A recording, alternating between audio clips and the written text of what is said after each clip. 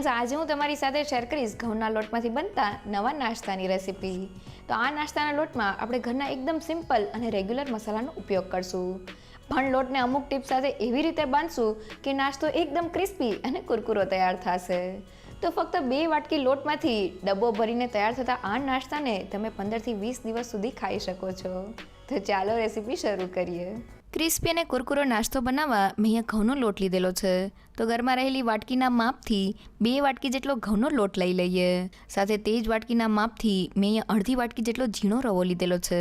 જો ઘરમાં જાડો રવો હોય તો તેને મિક્સર જારમાં થોડો ગ્રાઇન્ડ કરી લેવો. હવે બંને લોટને એકદમ સારી રીતે મિક્સ કરી લઈએ.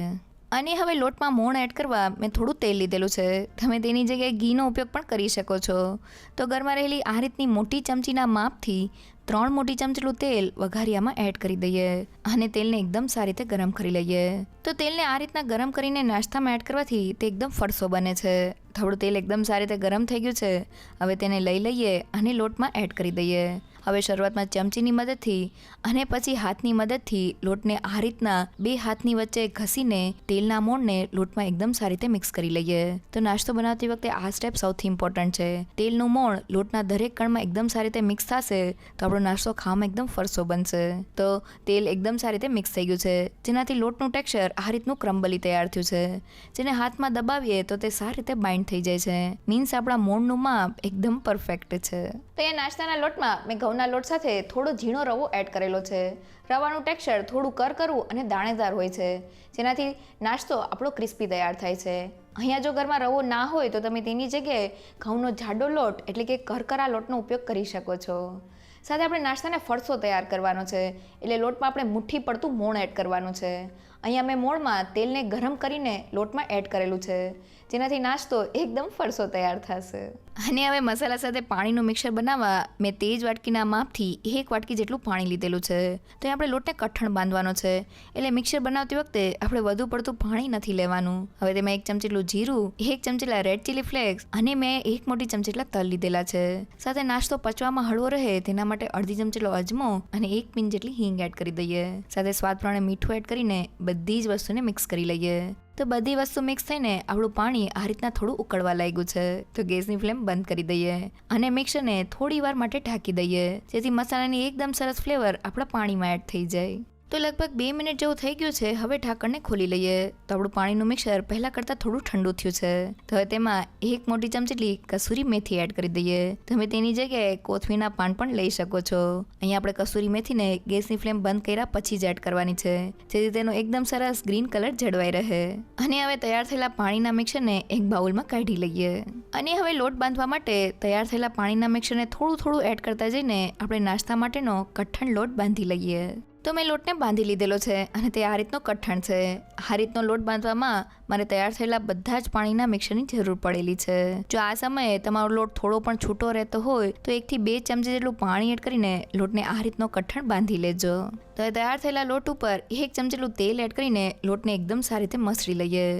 તો લોટને મસળવાથી તેમાં એક સ્ટ્રેચીનેસ આવે છે, જેનાથી આપણે નાસ્તાને પતલો વણી શકીએ છીએ. તો લગભગ 2 થી 3 મિનિટ જેવું થઈ ગયું છે અને લોટ એકદમ સારી રીતે મસળાઈને આ રીતનો સ્મૂથ તૈયાર થઈ ગયો છે. તો તેને ઢાંકીને 10 થી 15 મિનિટ માટેનો રેસ્ટ આપી દઈએ. તો નાસ્તા માટેનો લોટ બંધાઈ ગયો છે. જનરલી લોટ બાંધતી વખતે આપણે મસાલાને લોટમાં એડ કરી દેતા હોઈએ છીએ, પણ આજે આપણે પાણીમાં મસાલા એડ કરીને તેનાથી લોટ બાંધેલો છે, જેનાથી મસાલાની એકદમ સરસ ફ્લેવર આપણા નાસ્તામાં આવશે. સાથે તૈયાર કરેલું પાણીનું મિક્સર થોડું ગરમ છે, એટલે લોટમાં જે આપણે રવો એડ કરેલો છે તે રવો પાણીને એકદમ સારી રીતે એબ્ઝોર્બ કરી લેશે. અહીંયા આપણે એ વાતનું ખાસ ધ્યાન રાખવાનું છે કે આપણે લોટને થોડો કઠણ બાંધવાનો છે, કારણ કે જો લોટ ઢીલો હશે તો નાસ્તો ક્રિસ્પી નહીં થાય. કઠણ લોટ સાથે નાસ્તો એકદમ ક્રિસ્પી અને કુરકુરો તૈયાર થશે. અને હવે નાસ્તો તૈયાર કરવા થોડો લોટ લઈને તેમાંથી મીડિયમ સાઇઝનો લુવો તૈયાર કરી લઈએ અને હવે તેને વણવા માટે લઈ લઈએ. જ્યારે બીજા લોટને આપણે ઢાંકી દેવાનો છે, જેથી તે ડ્રાય ન થાય. હવે વણતા પહેલાં પાટલા ઉપર થોડું તેલ લગાવીને પાટલાને તેલથી સારી રીતે ગ્રીસ કરી લઈએ. તો આ નાસ્તાને વણતી વખતે આપણે કોરા લોટનો ઉપયોગ નથી કરવાનો. હવે લુવાને પાટલા ઉપર રાખી દઈએ અને વેલણની મદદથી તેમાંથી મીડિયમ સાઇઝની પૂરી વણી લઈએ. તો મેં લુવામાંથી મીડિયમ સાઇઝની અને પતલી પૂરી વણી લીધેલી છે. હવે નાસ્તાને એક સરખો શેપ દેવા માટે આ રીતના કોઈ પણ કાંઠા કે ડબ્બાના ઢાંકણાની મદદથી તેને રાઉન્ડ શેપમાં કટ કરી લઈએ. સાથે વધારાના લોટને કાઢી લઈએ અને હવે તૈયાર થયેલા રાઉન્ડને આ રીતના કોઈ પણ કટર કે છરીની મદદથી તેને 4 ભાગમાં ડિવાઈડ કરી લઈએ. અને હવે નાસ્તો તળતી વખતે ફૂલે નહીં તેના માટે કટરની મદદથી તેમાં વચ્ચે આ રીતના 2 કાપા કરી લઈએ. અને હવે લોટમાંથી આ રીતના બધા જ નાસ્તાને તૈયાર કરી લઈએ. અને હવે નાસ્તા ઉપર એડ કરવાનો ચટપટો મસાલો તૈયાર કરવા મિક્સિંગ બાઉલમાં 1 ચમચીલો કશ્મીરી લાલ મરચું પાવડર, 1 ચમચીલો ચાટ મસાલા પાવડર અને મેં અડધી ચમચીલો સંચળ પાવડર લીધેલો છે. હવે બધા જ મસાલાને એકદમ સારી રીતે મિક્સ કરી લઈએ. તો બધા મસાલા મિક્સ થઈને આપણો ચટપટો મસાલો તૈયાર થઈ ગયો છે. હવે નાસ્તાને તળવા મેં તેલને ગરમ કરી લીધેલું છે.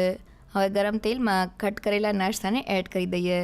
તો મેં કડાઈમાં સમાય તેટલા નાસ્તાને એડ કરી દીધેલો છે.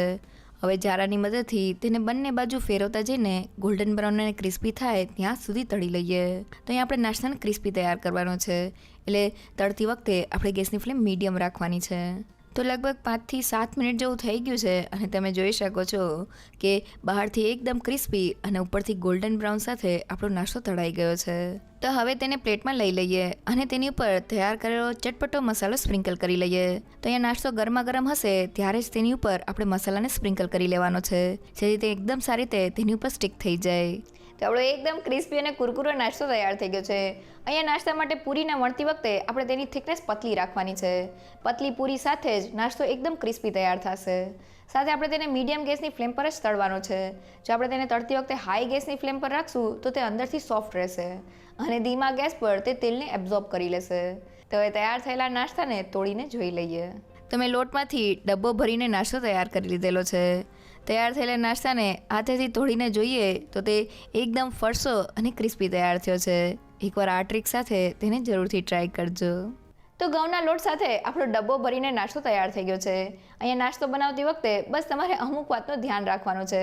પહેલી એ કે નાસ્તાના લોટમાં ઘઉંના લોટ સાથે કોઈ પણ કરકરો લોટ એટલે કે રવો કે પછી ઘઉંનો જાડો લોટ થોડો એડ કરવાનો છે.